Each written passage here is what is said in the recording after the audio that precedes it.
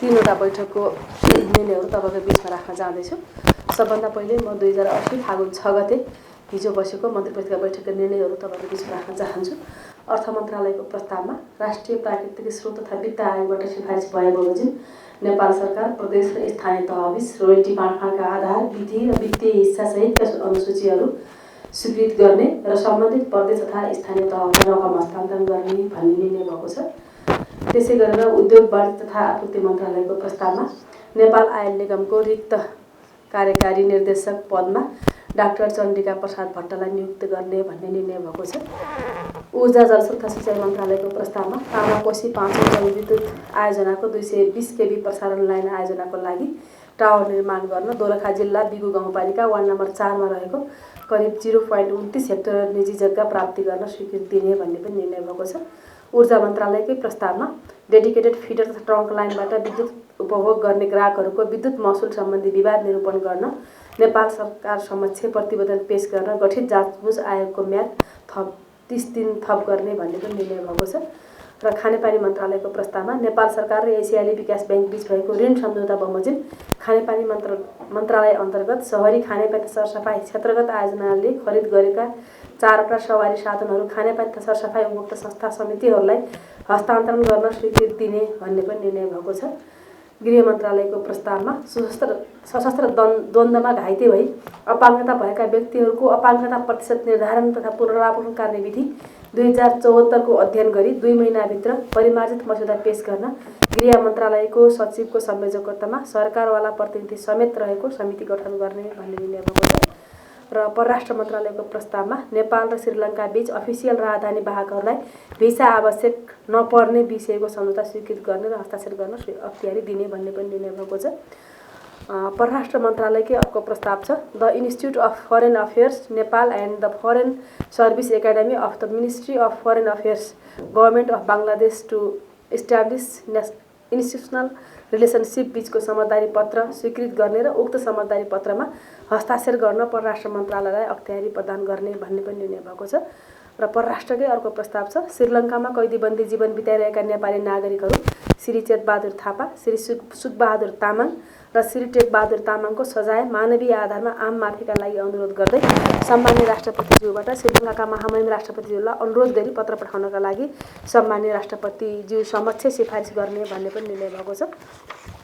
वन तथा वातावरण मन्त्रालयको प्रस्तावमा माथिल्लो अरुण जलविद्युत आयोजनाको पहुँच मार्ग निर्माणको अपर अरुण हाइड्रो इलेक्ट्रिक लिमिटेडलाई सङ्खुवासभा जिल्ला स्थित भोटखोला गाउँपालिकामा रहेको राष्ट्रिय वन र संरक्षित वनको 21.276 हेक्टर जग्गा प्रयोग गर्न स्वीकृति दिने भन्ने पनि निर्णय भएको छ।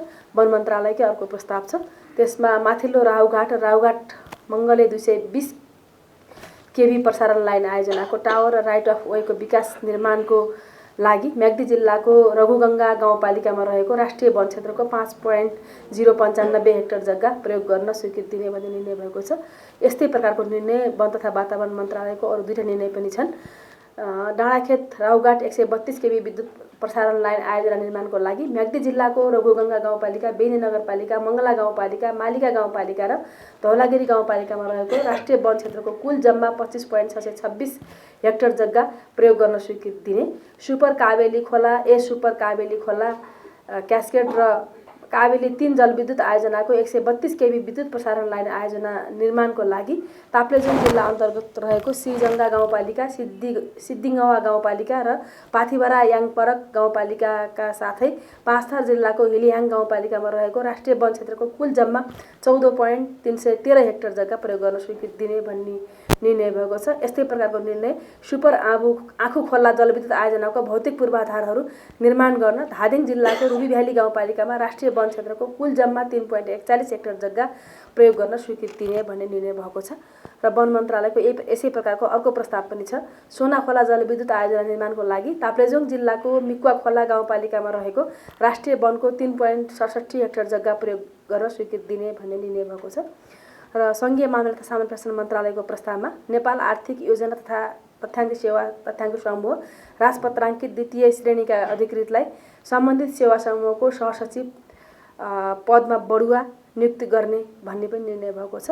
सञ्चार तथा सूचना प्रविधि मन्त्रालयको प्रस्तावमा सुरक्षण मुद्रण केन्द्रको कार्यकारी निर्देशक विकल पौडेलले अमेरिकाको कानुनी थाई आवासीय अनुमति LPR लिएको देखिएकोले सञ्चार तथा सूचना प्रविधि मन्त्रालय सम्बद्ध सार्वजनिक निकायका पदाधिकारी तथा सदस्यको नियुक्ति तथा मनोनयन सम्बन्धी मापदण्ड 2073 को दफा 11 को खण्ड घ बमोजिम निज उक्त पदमा रहन अयोग्य देखिएको हुँदा सोही मापदण्डको दफा 13 को उपदफा 1 को खण्ड ग बमोजिम उक्त पद रिक्त हुने भएकोले सुरक्षण मुद्रण केन्द्रको कार्यकारी निर्देशक विकल पौडेललाई पदबाट हटाई सोको जानकारी दिने भन्ने निर्णय पनि भएको छ। सञ्चार तथा सूचना प्रविधि मन्त्रालयकै अर्को प्रस्ताव छ। नेपाल दूरसञ्चार प्राधिकरणको रिक्त अध्यक्ष पदमा श्री भूपेन्द्र भण्डारीलाई नियुक्ति गर्ने भन्ने निर्णय पनि भएको छ। सञ्चार तथा सूचना प्रविधि मन्त्रालयकै प्रस्तावमा सुरक्षण मुद्रण केन्द्रका लागि आर्थिक वर्ष 2080-81 को असार मसान्तसम्मका लागि अधिकृत स्तरका 8 पदहरूको अस्थायी दरबन्दी स्वीकृत गर्ने। त्यसै गरेर सञ्चार तथा सूचना प्रविधि मन्त्रालय अन्तर्गतै राष्ट्रिय सूचना प्रविधि केन्द्रको काठमाडौँ, मकवानपुर, कोहलपुर र ललितपुरका कार्यालयहरूमा आर्थिक वर्ष 2080-81 को पुस 1 देखि 2081 साल असार मसान्तसम्मका लागि अधिकृत स्तरका 23 पदहरूको अस्थायी दरबन्दी स्वीकृत गर्ने। स्वास्थ्य तथा जनसङ्ख्या मन्त्रालयको प्रस्तावमा स्थानीय तह मार्फत रहेका आँपिपल अस्पताल गोर्खा र बुर्तिबाङ प्राथमिक स्वास्थ्य केन्द्र बागलुङलाई 50 शय्याको अस्पतालमा स्थलान्तरित गरी गण्डकी प्रदेश सरकारलाई हस्तान्तरण गर्न स्वीकृति प्रदान गर्ने भन्ने निर्णय भएको छ। त्यसै गरेर 22औं नम्बरको प्रस्तावमा एनसेलको सेयर खरिद बिक्री भएको भनिएको सम्बन्धमा अध्ययन तथा छानबिन गर्न गठित समितिले पेश गरेको प्रतिवेदन कार्यान्वयनका लागि सम्बन्धित निकायहरूमा पठाउने भन्ने पनि निर्णय भएको छ। राष्ट्रिय प्रसारण 12औं संशोधन नियमावली 2080 स्वीकृत गर्ने भन्ने निर्णय भएको छ। बैंक तथा वित्तीय संस्था सम्बन्धी ऐन 2073 लाई संशोधन गर्न बनेको विधेयक सङ्घीय संसद समक्ष पेश गर्न स्वीकृति दिने भन्ने पनि निर्णय भएको छ। प्रोबेसन तथा प्यारोल सम्बन्धी नीति 2080 स्वीकृत गर्ने भन्ने निर्णय भएको छ। यी हाम्रा यिनी स्वीकृतिका लागि हाम्रो उसबाट क्याबिनेटको विधेयक समितिबाट छलफल भएर आएका यी प्रस्तावहरू हुन्। र सँगसँगै अस्ति पत्रकार साथीले पनि सोध्नु भएको थियो र यो खास गरेर बालकुमारी घटनाको सन्दर्भमा बालकुमारी घटनाका सन्दर्भमा जुन गृह मन्त्रालयलाई छानबिन समितिले प्रतिवेदन बुझायो त्यो प्रतिवेदन मङ्सिर 6 गतेको बैठककै वरिपरि प्रधानमन्त्रीज्यूलाई बुझाउने काम भएको सामान्य प्रधानमन्त्रीज्यूलाई गृहमन्त्रीले बुझाउनु भएको छ र त्यस सम्बन्धमा क्याबिनेटले अध्ययन पनि गर्नेछ। त्यो अध्ययन गरेर आवश्यक निर्णय लिने प्रक्रियामा त्यो अगाडि बढेको छ। त्यसै गरेर म यो सम्बत 2080 माघ 25 गते बसेको मन्त्री परिषद बैठकका निर्णयहरू यहाँहरूका बिचमा राख्न जाँदैछु। माघ 25 मङ्सिर भनेको माघ 25 गते बसेको मन्त्री परिषदका बैठकका निर्णयहरू म सार्वजनिक गर्न जाँदैछु। प्रधानमन्त्री मन्त्रीको कार्यालयबाट विद्युतीय सुशासन आयोग सम्बन्धमा व्यवस्था गर्न बनेको विधेयक तर्जुमा गर्न सैद्धान्तिक स्वीकृति दिने भन्ने निर्णय भएको छ। त्यसैगरी अर्थ मन्त्रालयको प्रस्तावमा नेपाल इन बिजनेस प्रोग्रामका लागि बेलायत सरकार मार्फत प्राप्त हुने 33.5 मिलियन पाउन्ड स्टर्लिङ अनुदान सहायता स्वीकार गर्ने भन्ने निर्णय भएको छ। अर्थकै प्रस्तावमा बेलायत सरकारबाट ग्रिन ग्रोथ नेपाल कार्यक्रम कार्यान्वयनका लागि प्राप्त हुने 37.16 मिलियन पाउन्ड स्टर्लिङ अनुदान सहायता स्वीकार गर्ने भन्ने पनि निर्णय भएको छ। त्यसै गरेर उद्योग वाणिज्य तथा आपूर्ति मन्त्रालयको प्रस्तावमा नेपालको तराई र चुरे क्षेत्रको केही भाग समेटिएको क्षेत्रलाई पूर्वबाट पश्चिमसम्म विभाजन गरिएको 10वटा पेट्रोलियम अन्वेषण खण्डहरूमध्ये ठेकेदारबाट पेट्रोलियम कार्य सञ्चालन गराउन स्वीकृति दिने भन्ने निर्णय भएको छ। उद्योग मन्त्रालयकै अर्को प्रस्तावमा उद्योग वाणिज्य तथा आपूर्ति मन्त्रालय र संयुक्त राज्य अमेरिकाको the United states patent and trademark office USPTO बीच बौद्धिक सम्पत्तिमा द्विपक्षीय सहकार्य गर्ने सम्बन्धी समझदारी पत्रको मस्यौदा स्वीकृत गर्ने भन्ने निर्णय भएको छ।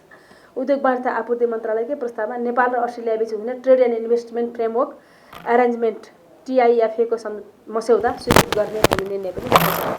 कृषि तथा पशुपक्षी विकास मन्त्रालयको प्रस्तावमा श्रीलङ्काको कोलम्बोमा मिति 2080 11/7 देखि 10 गतेसम्म आयोजना हुने खाद्य तथा कृषि सङ्गठनको 37औं एसिया पेसिफिक क्षेत्रीय मन्त्री स्तरीय गोष्ठीमा कृषि तथा पशुपक्षी विकास मन्त्री डाक्टर बेदुराम भुषाललाई सहभागी हुन स्वीकृति दिने भन्ने पनि निर्णय भएको छ।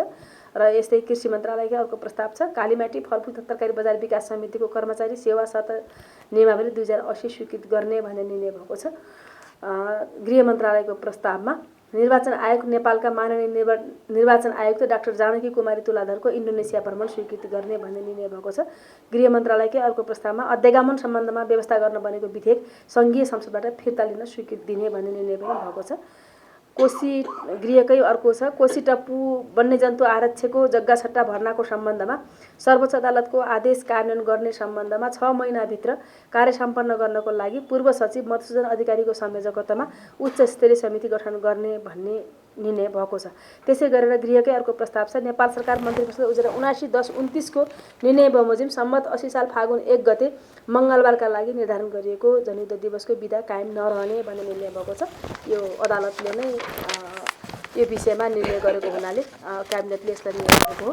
र परराष्ट्र मन्त्रालयको प्रस्तावमा नेपाल सरकार मन्त्री परिषदको मिति 2080/10/9 को निर्णयबाट गैर आवासीय नेपाली सङ्घको लेखा तथा काम कारबाही सम्बन्धमा छानबिन गर्न गठित समितिको समयावधि म्याद थप भएको मितिले 30 दिन थप गर्ने भन्ने पनि निर्णय भएको छ। भूमि व्यवस्था तथा सहकारी तथा गरिबी निवारण मन्त्रालयको प्रस्तावमा जोर्डनको डेड सीमा आयोजना हुने 11th Asia Pacific cooperative ministers कन्फरेन्समा सहभागी हुन भूमि व्यवस्था तथा सहकारी तथा गरिबी निवारण मन्त्रीलाई स्वीकृति प्रदान गर्ने भन्ने निर्णय भएको छ। भूमि व्यवस्था सहकारी मन्त्रालयकै अर्को प्रस्ताव छ। गरिब परिवार पहिचान तथा परिचय पत्र वितरण पहिलो संशोधन निर्देशिका 2080 स्वीकृत गर्ने भन्ने छ। भौतिक पूर्वाधार यातायात मन्त्रालयको प्रस्तावमा राष्ट्रिय सतर्कता केन्द्रमा कार्यरत सहसचिव प्राध्यापक श्री पूर्व कुमार राईको राजीनामा स्वीकृत गर्ने सहसचिव श्री पूर्व कुमार राईको राजीनामा स्वीकृत गर्ने भन्ने निर्णय भएको छ। रक्षा मन्त्रालयको प्रस्तावमा काठमाडौँ तराई मधेस द्रुतमार्ग सडक आयोजना अन्तर्गत ललितपुर जिल्लाको खोकर्ना इलाकाको जग्गा प्राप्ति सम्बन्धी समस्या समाधान गर्न गठित समितिलाई तोकेको कार्य सम्पन्न नहुन्जेलसम्मका लागि निरन्तरता दिने भन्ने पनि निर्णय भएको छ। वन मन्त्रालयको प्रस्तावमा मर्स्याङ्दी करिडोर 220 केबी विद्युत प्रसारण लाइन आयोजना निर्माणको लागि गोर्खा, तनहुँ, चितवन जिल्लाका विभिन्न स्थानमा रहेको राष्ट्रिय वनको 69.698 हेक्टर जग्गा प्रयोग गर्न स्वीकृति दिने भन्ने पनि भएको छ। वन मन्त्रालयकै प्रस्तावमा मोन्ट्रियल प्रोटोकलको किगाली संशोधन अनुमोदन गर्ने भन्ने पनि निर्णय भएको छ। शिक्षा विज्ञान तथा प्रविधि मन्त्रालयको प्रस्तावमा बझाङ जिल्लालाई केन्द्रबिन्दु बनाई 2080 असोज 16 गते र जाजरकोट जिल्लालाई केन्द्रबिन्दु बनाई कार्तिक 17 गते भएको भूकम्पबाट क्षतिग्रस्त जिल्लाका विद्यालयहरूको पुनर्निर्माण गर्ने गरी केन्द्रीय आयोजना कानुन इकाइ शिक्षाको कार्यक्षेत्र विस्तार गर्ने भन्ने पनि निर्णय भएको छ। सङ्घीय मामलाको प्रस्तावमा केन्द्रीय कारागार अस्पताल जगन्नाथ देवल, कारागार कार्यालय बाँके, कारागार ढुङ्गा र कारागार कार्यालय 9 बस्दा बाँकेको सङ्गठन संरचना र दरबन्दी तयारी स्वीकृत गर्ने भन्ने निर्णय भएको छ। त्यसै गरेर सङ्घीय मामिलाकै प्रस्तावमा हुलाक सेवा विभाग र अन्तर्गतका निकायहरूको सङ्गठन संरचना दरबन्दी तयारी स्वीकृत गर्ने भन्ने निर्णय भएको छ। स्वास्थ्य तथा जनसङ्ख्या मन्त्रालयको प्रस्तावमा रामराजा प्रसाद सिंह स्वास्थ्य विज्ञान प्रतिष्ठान पूर्वाधार तयारी विकास समितिको अध्यक्ष पदमा महोत्तरी जिल्ला साबिक मनरा सिसुवा 10 निवासी डाक्टर परशुराम मिश्रलाई नियुक्त गर्ने भन्ने निर्णय पनि भएको छ। अब 2000 यो हाम्रो अन्तिम मन्त्री परिषदको बैठकको निर्णय 2080 माघ 18 गतेको मन्त्री परिषद बैठकका निर्णयहरू म यहाँको बिचमा राख्न चाहदैछु। प्रधानमन्त्री मन्त्री कार्यालयका प्रस्तावमा राष्ट्रिय योजना आयोगको सदस्य पदमा रौतहट जिल्ला निवासी श्री उमाशङ्कर प्रसादलाई नियुक्त गर्ने भन्ने निर्णय भएको छ।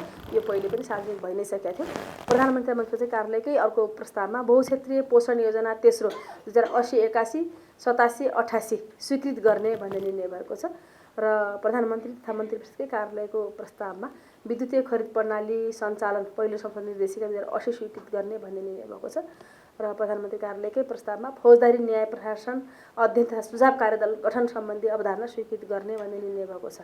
अर्थ मन्त्रालयको प्रस्तावमा सुरक्षित कारोबार ऐन 2063 संशोधन गर्न बनेको विधेयक सङ्घीय संसदमा पेश गर्न स्वीकृति दिने भन्ने पनि निर्णय भएको छ। उद्योग वाणिज्य तथा आपूर्ति मन्त्रालयको प्रस्तावमा नेपाल सरकार मन्त्री परिषदको निर्णयअनुसार मिति 2080-11-16 सम्म कार्यविधि रहने गरी म्याद थप भएको implementation agreement of China aid on oil and gas resource survey project in Nepal विषय सम्झौताको अवधि मिति 2080-11-16 देखि 1 वर्ष थप गर्ने भन्ने निर्णय भएको छ। उद्योग मन्त्रालयकै प्रस्तावमा एजेन्सी संशोधन र एकीकरण पहिलो संशोधन नियमहरू 2080 स्वीकृत गर्ने भन्ने पनि भएको छ। उद्योग मन्त्रालयकै प्रस्तावमा प्राइभेट फर्म रजिस्ट्रेसन 15 संशोधन नियमावली 2080 स्वीकृत गर्ने भन्ने भएको छ। ऊर्जा जलस्रोत तथा सिँचाइ मन्त्रालयको प्रस्तावमा नेपाल विद्युत प्राधिकरण काठमाडौँ उपत्यका प्रसारण प्रणाली विस्तार आयोजनाको लागि काठमाडौँ जिल्लाको मैतीदेवी, पुरानो बानेश्वर, 32 पुतली तथा आसपासको प्रदेश क्षेत्रमा आवश्यक पर्ने करिब 3 रोपनी जग्गा प्राप्ति गर्न स्वीकृति दिने भन्ने निर्णय पनि भएको छ। र परराष्ट्र मन्त्रालयकै प्रस्तावमा माननीय परराष्ट्र मन्त्रीको मिति 2080 माघ 26 देखि फागुन 2 सम्मको अस्ट्रेलिया तथा न्युजिल्यान्ड भ्रमण स्वीकृत गर्ने भन्ने निर्णय पनि भएको छ। भूमि व्यवस्था सहकारी तथा गरिबी निवारण मन्त्रालयको प्रस्तावमा नेपाल सरकारको नाममा दर्ता रहेको ललितपुर जिल्ला साबिक नगर वार्ड नम्बर 12 क किता नम्बर 365 क्षेत्रफल 24,811 रोपनी जग्गा मध्ये उत्तर पूर्वबाट 1,622 रोपनी जग्गा ललितपुर महानगरपालिका 12 नम्बर वडा कार्यालयको भवन निर्माणका लागि शर्तहरू पालना गर्ने गरी उपयोग गर्न स्वीकृति दिने भन्ने निर्णय भएको छ। युवा तथा खेलकुद मन्त्रालयको प्रस्तावमा फाप्ला अन्तर्राष्ट्रिय क्रिकेट मैदान तथा खेलग्राम पूर्वाधार विकास समितिमा आब 8081 का लागि अनुसूची बमोजिमका 4 राजपत्राङ्कित पदहरूको अस्थायी दरबन्दी स्वीकृत गर्ने भन्ने पनि निर्णय भएको छ। वन तथा वातावरण मन्त्रालयको प्रस्तावमा लुजाखोला जलविद्युत आयोजना निर्माणको लागि सरुखुम्बु जिल्लाको सगरमाथा राष्ट्रिय निकुञ्जको मध्यवर्ती क्षेत्र अन्तर्गत सोलु दुधकुण्ड नगरपालिका वार्ड नम्बर 1 र खुम्बु पासाङ लामु गाउँपालिका वार्ड नम्बर 2 मा रहेको राष्ट्रिय वनको कुल जम्मा 4.692 हेक्टर जग्गा 25 वर्षसम्म प्रयोग गर्न दिने र सो वनमा रहेका विभिन्न प्रजातिका 272 वटा रुख पोल हटाउन स्वीकृति दिने भन्ने पनि निर्णय भएको छ।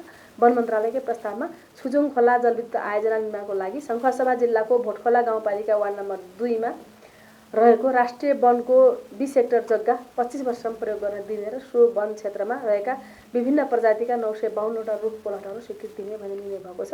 वन तथा वातावरण मन्त्रालयकै प्रस्तावमा दुध पोखरी चेपे सुपर चेपे जलविद्युत आयोजनाको प्रसारण लाइन आयोजनाको टावर र राइट अफ वे निर्माणको लागि गोर्खा जिल्लाको अजिरकोट गाउँपालिका वार्ड नम्बर 2 को 1.95 हेक्टर वन क्षेत्र साथै लमजुङ जिल्लाको दोर्दी गाउँपालिकाको वार्ड नम्बर 4, 5, 6 र दुधपोखरी गाउँपालिका वार्ड नम्बर 1, 2, 3 को राष्ट्रिय वन क्षेत्रको 8.5 हेक्टर गरी कुल जम्मा 10.457 हेक्टर जग्गा 24 वर्षसम्म प्रयोग गर्न दिने र सो वन क्षेत्रमा रहेका विभिन्न प्रजातिका 2579 वटा रुख पोल हटाउन स्वीकृति दिने भन्ने निर्णय भएको छ।